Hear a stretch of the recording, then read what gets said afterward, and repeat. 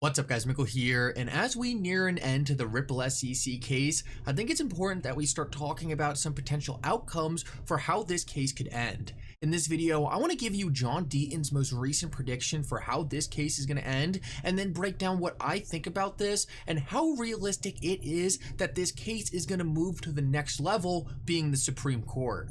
At the end of this video, I also want to talk about something very interesting that I don't talk a lot about on this channel, and that is why I really only talk about XRP. There were so many different projects building on the XRP ledger, and so many different layer ones out there doing different things in the cryptocurrency space.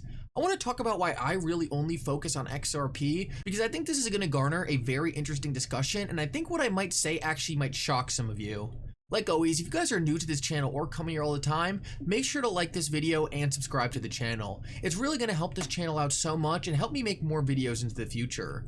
Also, if you guys ever need a good place to buy some XRP or the Flair token, make sure to check out my favorite exchange Uphold down in the description of this video. With that said though, let's jump right into it, and I hope you guys enjoy the content.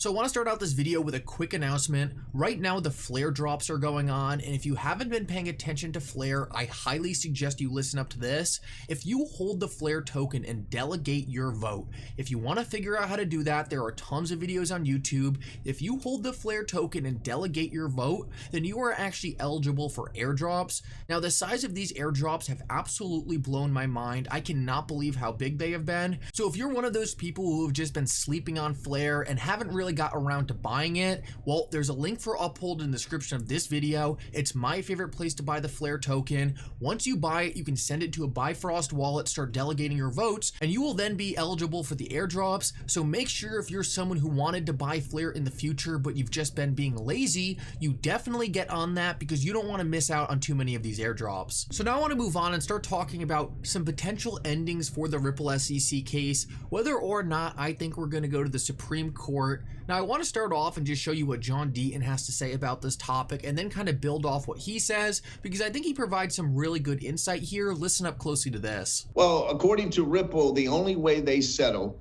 is that, and I don't think it's a matter of how much they pay, the only thing they said that the SEC would have to agree that XRP, ongoing and future sales of XRP, including in the secondary market when I trade it or anyone else does from Coinbase or any other exchange, that those are not securities. And unless there's that agreement or that stipulation made, Ripple will not settle. So I don't see the SEC agreeing to that. That's why I don't see a settlement. I see a settlement after a judgment. So if the judge comes down and she says this or that, or she says there needs to be a jury and this is going to hang on for a couple more years, then maybe the two can get together to come out with some compromise. But at the end of the day, a settlement is just between two parties and doesn't have any precedential effect on other tokens.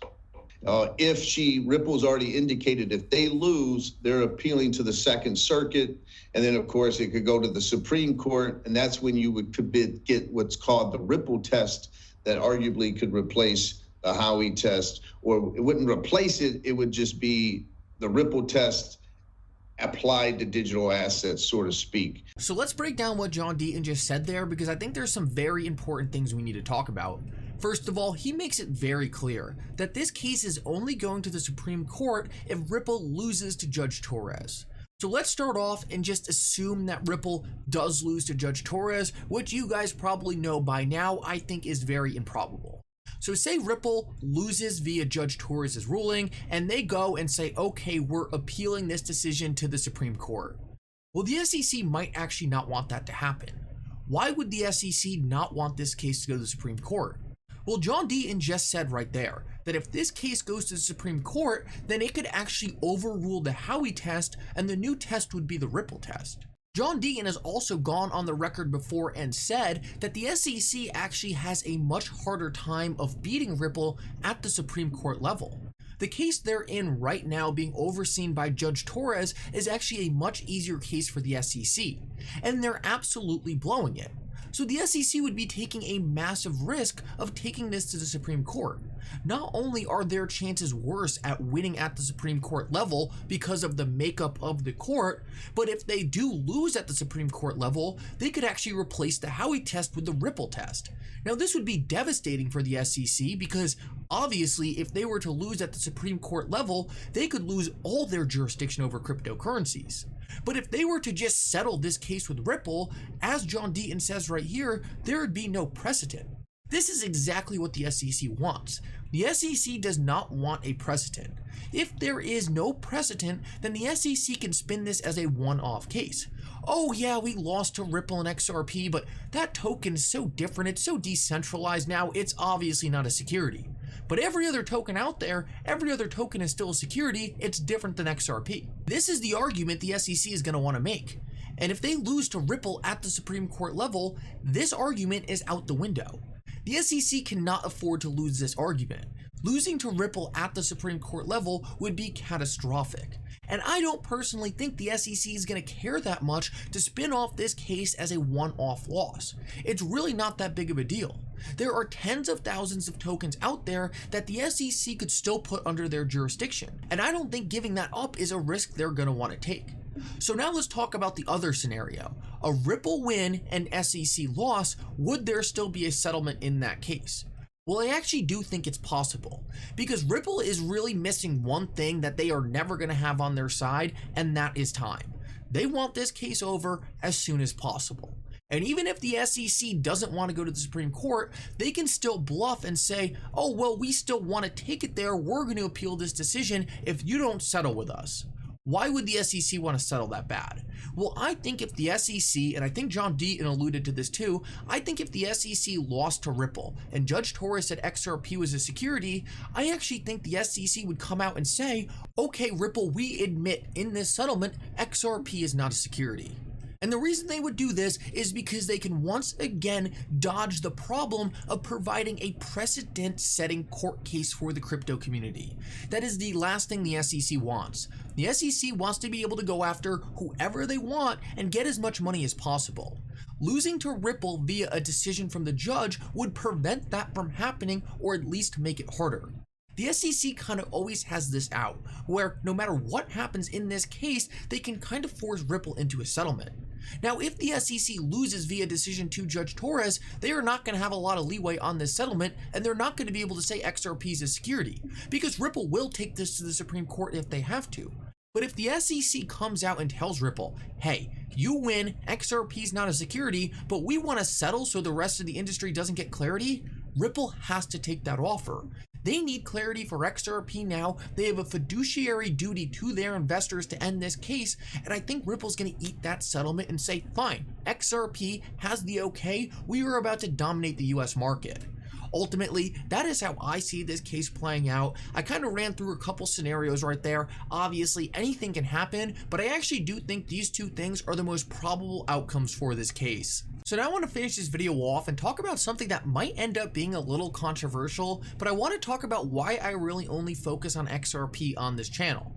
Now, the reason why I really only focus on XRP over other layer 1 tokens is just because I see the most potential in XRP. I think there's a massive imbalance between the price being suppressed and where the price should be right now, and that's mostly being caused by the Ripple SEC case.